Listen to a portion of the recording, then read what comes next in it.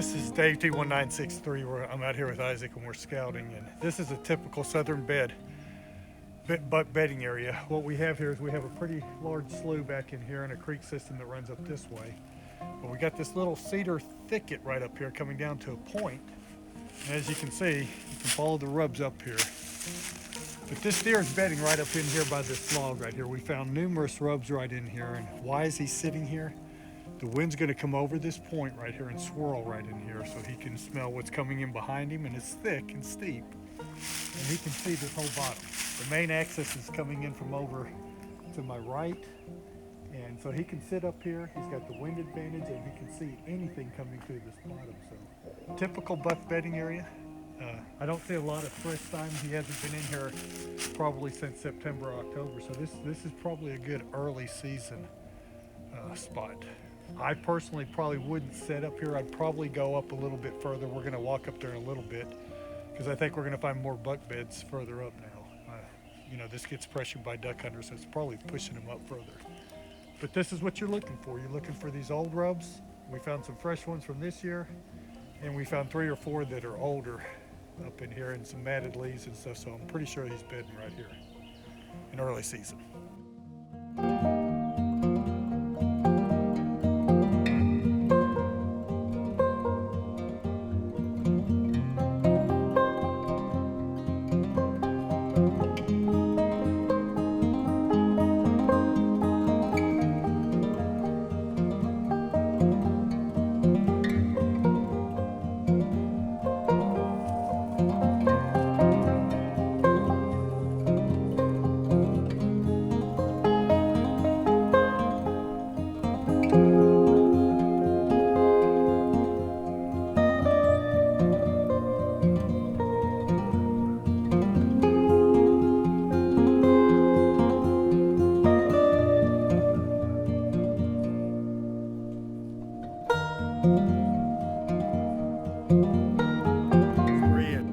We're out with my friend Isaac and we're out scouting and setting up a spot. We found a really good funnel area here and a double scrape, and let me kind of just walk you through the setup here. What we have is we have a pretty nice creek bottom that goes into a large reservoir down here, and there's a lot of doe traffic down there. We had a major ridge coming down this way that we found a lot of rubs on. We found a couple double scrapes right here. We freshened them up.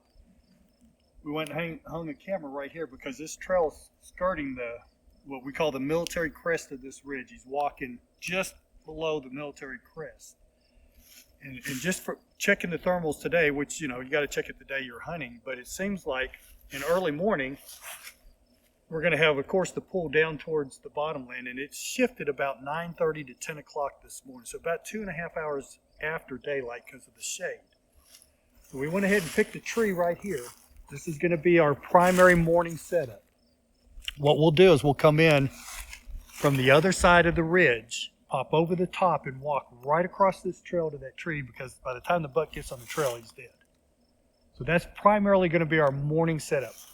Then if we're hunting during the rut and it's an all-day sit, and the thermals will shift, probably about 9:30, 10 o'clock, we picked out another tree and some great cover and a cedar up here where we can shoot the top of the ridge and shoot this major trail.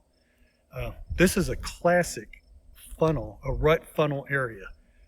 Now, why are the bucks using this? There's a doe trail about 50 yards further down the ridge, and we found some scrapes and stuff on that, a lot of doe traffic. So he's walking this, I'm going to assume late morning after the does come in here to bed. He's walking here because the thermals are shifting and bringing the doe odor up here. That's why these scrapes are here. Okay, so this is a classic setup. I probably hunt this the last week of October, first couple weeks in November, and then again into that first couple weeks of December when the second rut kicks in. But this is about as good as it gets. All the terrain features around here. I didn't really talk, there's a big high line up here and open area. So all the terrain features funneled down right here. There's actually a draw coming up right here, and we found a header that those does are going around. So all the deer movement's really being constricted right here, and this is perfect for a cruising buck to walk this in the late morning, early afternoon to scent check these scrapes down here. So I'm excited about this set. We hung a camera up here. We'll come back in here probably May, June and set this up. I'll probably leave this camera out until I hunt it in October, November. So good setup. Isaac and I are out here scouting. I believe it's the 8th of February. We're always talking about getting out and doing the legwork. There's things out here that you cannot find on maps or aerial photographs, and that's exactly what we have here. This is a hidden water hole on a very steep bridge going down to a bottomland. The nearest water that we can find when it's dry is about 1/4 of a mile from here. Stow tracks all around here. This is why I like to find these water holes, is not only because it's hot here in Texas, but anywhere I've hunted, whether it's Montana, Kansas, anywhere. When a buck's rutting, even on a cold day, but especially on those warm days and a buck's rutting, they're gonna know where these water holes are. So, you know, this is probably, I've only got one more camera in my pack, so we're gonna do some more scouting, but if we don't find what we're looking for, we're probably gonna come back here and drop a camera on this. Because once again, there's 3 primary ways I take inventory of bucks. 1, I either do it with minerals. 2, I find natural licking branches and enhance those with some preorbital gland lure. Or 3, water holes. Every creature running this ridge knows where this water hole is, and you're going to be able to get inventory of what's in the area. So this is a great find. We found a beautiful, and just set up on a couple scrapes, we found a bedding area.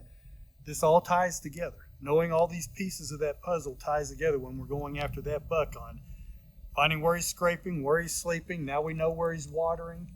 You know, all this adds up into setting up on this buck. So, and we found a really nice bedding ridge that comes to a point right here. And we believe we just found our first bed. But one of the things, I laugh at this because I've heard this talked about on the beast so many times. But if you look right down in the bottom right there, there's a damn weather balloon or a party balloon. And the nearest house from here has got to be what, Isaac, 5, 6, 7 miles from here? What the heck is that doing out here?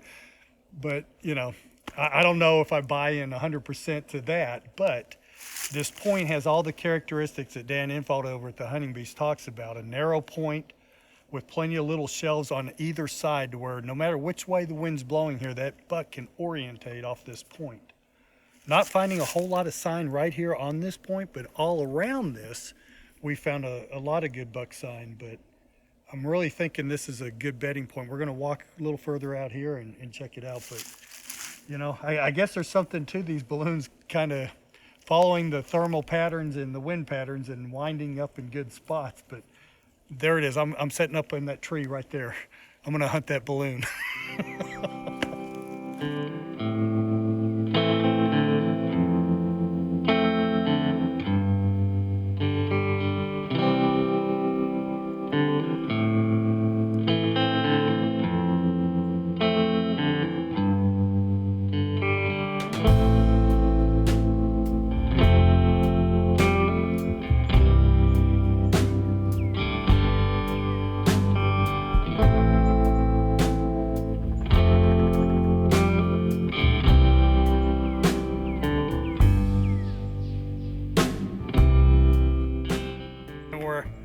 We've been out scouting all morning long, and anyway, this is a spot we had thought was buck bedding.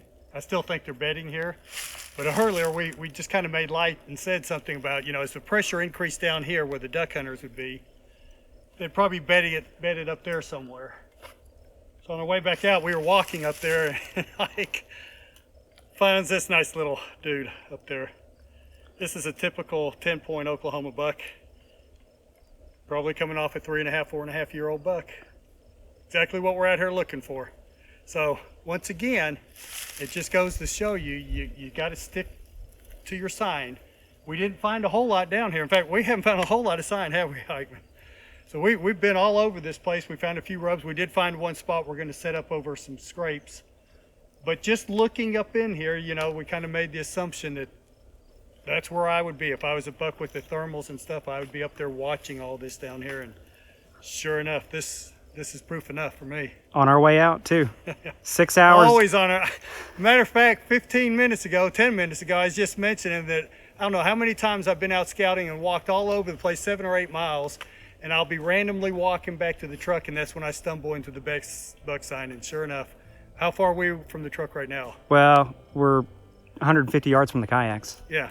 Mile and a half from the truck. Yeah, so 150 yards from what we put in this morning. And that's where the best sign for the day was. So, good find, Ike.